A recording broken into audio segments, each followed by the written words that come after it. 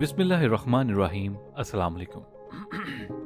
दोस्तों, भारत में कई रियासतें ऐसी हैं जिन पर भारतीय हुकाम ने फौजी ताकत के बलबूते पर कब्जा जमा रखा है और उन्हें इंडियन यूनियन में शामिल करने का मकरूह खेल खेला गया और मकामी आबादी के हकूक को गस्प करते हुए उन पर हाथ साफ की। कुदरती वसाइल से मालामाल इन रियासतों के बारे में नई दिल्ली सरकार की नीयत हमेशा खराब रही। उन रियासतों के मकीन ये जुल्म आखिर कब तक बर्दाश्त करते।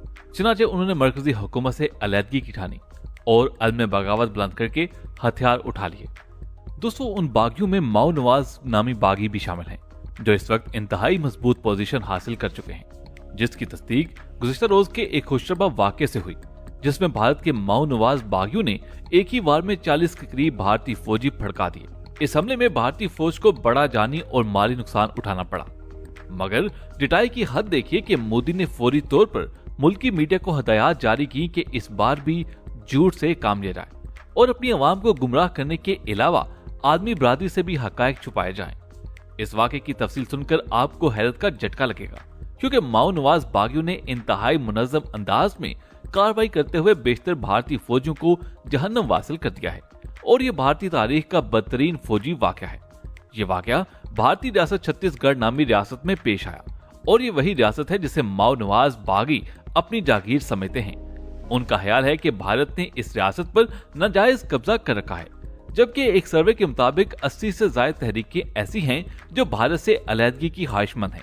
यानी सादा अल्फाज में भारत की 40% आबादी भारत नामी मुल्क से अलहदा होना चाहती है। इन तहरीकों में माओ नवाज, नक्सल और सिख कम्युनिटी की तहरीकें वाज़ेह हैं, जबकि मुसलमानों की एक बड़ी जमात भी भारत से अलहदगी के न सिर्फ ख्वाब देख रही है बल्कि अमली तौर पर उसके लिए जदोजहद भी कर रही है। दोस्तों, अगर बात की जाए भारत में होने वाले हालिया वाक़े की, तो भारतीय हुकाम ने ऑफिशियली तौर पर इस बात का एतराफ किया है कि भारतीय रियासत छत्तीसगढ़ में माओ नवाज बागियों ने भारतीय फौज पर भारी असले से हमला किया और इस हमले के नतीजे में 22 भारतीय फौजी हलाक और कम से कम 32 जख्मी हुए हैं, जबकि कई भारतीय फौजी ताहाल लापता हैं। गुज़िश्ता रोज बागियों, भारतीय पुलिस और भारतीय फौज के दरमियान फायरिंग का सिलसिला शुरू हो गया, जो 4 घंटे से जायद अरसे तक जारी रहा और ऑपरेशन के दौरान 2000 के करीब एहलकारों ने हिस्सा लिया। मगर जैसे ही भारतीय एहलकारों ने जंगल में दाखिल होने की कोशिश की तो माओ बागियों ने पूरी कुव्वत से हमला कर दिया।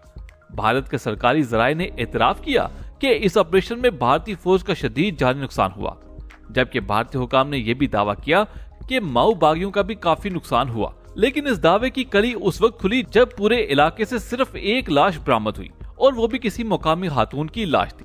यानी इस ऑपरेशन में माओ बागियों ने भारतीय फौज और पुलिस एहलकारों की खूब दुर्गत बनाई। भारतीय हुकाम ने मरने वाले फौजियों और पुलिस एहलकारों की तादाद भी गलत बताई, क्योंकि अंदर की खबर के मुताबिक इस ऑपरेशन में भारत के 35 से 40 फौजी हलाक हो चुके हैं, जबकि जख्मियों की भी एक बड़ी तादाद है। यानी ये फिगर 50 से तजावज कर सकता है, जिससे अंदाजा होता है कि भारत के अंदरूनी हालात किस कदर संगीन हैं। एक ही दिन में 40 फौजियों की हलाकत कोई मामूली अमर नहीं। दोस्तों, ये भी एक हकीकत है कि भारत के अंदर मोदी के दौर में शिद्दत पसंदी में तेजी आई है, जिसका अंदाजा इस बात से बखूबी किया जा सकता है कि साल 2000 से अब तक 12,000 से ज्यादा अफराद बगावती जंगों में हलाक हो चुके हैं, जिनमें से 2700 से ज्यादा भारतीय फौजी शामिल हैं। माओ नवाज बागियों का दावा है कि वो जमीन, मुलाजमतों और गरीब कबायली ग्रुपों के हकूक की जंग लड़ रहे हैं। आलमी मुबस्सरीन के मुताबिक हलफशार और इंतशार का दूसरा नाम मोदी सरकार है, जो हिंदुओं के अलावा तमाम अक़लियतों के न सिर्फ हकूक पामाल कर रही है बल्कि उनकी शनाख्त भी छीनने के दर पे है, जिसकी वजह से भारत में अलहदगी पसंद तंजीमें मजबूत से मजबूत तर हो रही हैं। अफसोसनाक अमर तो ये है कि भारतीय शर्मसार वज़ीर-ए-आज़म नरेंद्र मोदी भी सियासी अमल के जरिए नाराज अक़लियतों को मनाने के बजाय अंधाधुंध ताकत के इस्तेमाल का रास्ता अपना रहा है, जो दरअसल RSS का नजरिया और अकीदा है, जिसकी वजह से अंदरूने भारत बदतरीन तफरीक पैदा हो रही है और इल्जाम तराशी की आदि भारतीय हुकूमत माजी में पुलवामा जैसे ड्रामे भी रचा चुकी है, जिसकी वजह से पूरी दुनिया में उसकी सुबकी हुई थी। मगर आए दिन वो अपनी फितरत से मजबूर होकर रोज एक नया ड्रामा शुरू कर देती है, जिसके बाद भारत को मुंह की खाना पड़ती है। और छत्तीसगढ़ में हालिया पेश आने वाला वाकया भी भारत की बड़ी रुसवाई का सबब बन चुका है, क्योंकि ये ऑपरेशन दहशतगर्दों की मौजूदगी की इत्तला पर किया गया, मगर भारतीय सिक्योरिटी फोर्सेस ही उसमें नाकाम रहे। दूसरी जानिब दोस्तों, ये भी एक खुली हकीकत है कि भारत की तीनों अफवाज आए दिन ऐसे ऐसे कारनामे सरंजाम देती है जो उनकी जगहंसाई का बायस बनते। भारतीय फौज हमेशा पाकिस्तान से आगे निकलने की कोशिश में बड़ी बड़ी गलतियां कर जाती है और ये अमल भारतीय कौम के लिए इंतहाई शर्मिंदगी का बायस बनता है। भारत की बरी और फिजाइया अफवाह से मुतालिक आपने कई वाकयात सुन रखे होंगे, मगर भारतीय बहरी फौज भी दीगर भारतीय फौज की तकलीद करते हुए हैरानकुन अमाल सरंजाम दे रही है।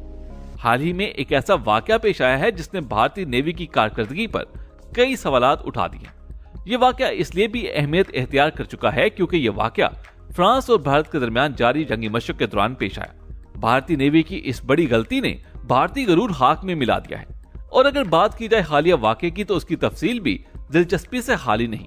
ताजा तरीन रिपोर्ट्स के मुताबिक भारतीय बहरिया के एक जहाज ने अपने ही साथी जहाज को मिसाइल से उड़ा कर रख दिया। ये वाकया उस वक्त पेश आया जब फ्रांसीसी और भारतीय नेवी कलकत्ता के करीब जंगी मशक कर रहे थे। दरअसल फ्रांसीसी नेवी का एक दस्ता इस वक्त भारत में मौजूद है जो भारतीय नेवी के साथ मिलकर जंगी मशक में हिस्सा ले रहा है। ये मशक पाकिस्तान की हालिया मशकों को देखते हुए मुनक्कद की गई क्योंकि पाकिस्तान में गुज़िश्ता चंद माह से तवातर के साथ जंगी मशकों का इनेकाद किया जा रहा है जिसमें बैनुल अक़वामी अफ़वाज शिरकत कर रही हैं।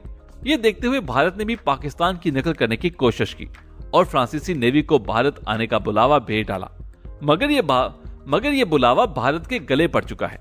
मशक के दौरान भारतीय नेवी के काबिल अफसरान ने फिल्मी तर्ज पर अपने ही एक बहरी जहाज को मिसाइल से उड़ा दिया, जिसके बाद भारतीय मीडिया ने भी इस वाक़े पर अपनी नेवी को आड़े हाथों लेते हुए उसकी खूब धुलाई की। भारतीय मीडिया ने अपनी नेवी और आला फौजी अफसरान के हवाले से रिपोर्टिंग पेश की कि भारतीय नेवी को अभी तक ये इल्म नहीं हो सकता कि हमला दुश्मनों पे किया जाता है, न कि अपनों पे। दोस्तों, इस वाक़े के बाद पूरे यूरोप में भारतीय नेवी के हवाले से दिलचस्प तबसरे जारी हैं और फ्रांसीसी बशिंदे भारतीय नेवी की जानिब से दागे जाने वाले मिसाइल के वीडियोस शेयर करते हुए देखे जा रहे हैं। इस अमल ने भारतीय नेवी को जलील और रुस्वा करके रख दिया है और भारतीय अफवाज किसी को मुंह दिखाने के काबिल नहीं रही।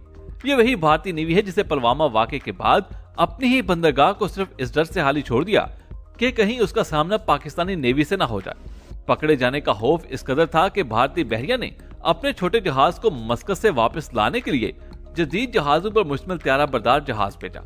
ये वाकयात भारतीय बहरिया के सरबराह के इस दावे को झूठा करार देते हैं जो उन्होंने साल 2018 के दौरान किए। उस वक्त के भारतीय नेवी के सरबराह एडमिरल सनील लांबा ने कहा था कि पाकिस्तानी नेवी भारतीय बहरिया के लिए खतरा नहीं है क्योंकि भारतीय बहरिया पाक बहरिया से ऑपरेशनल लिहाज से कहीं बेहतर है।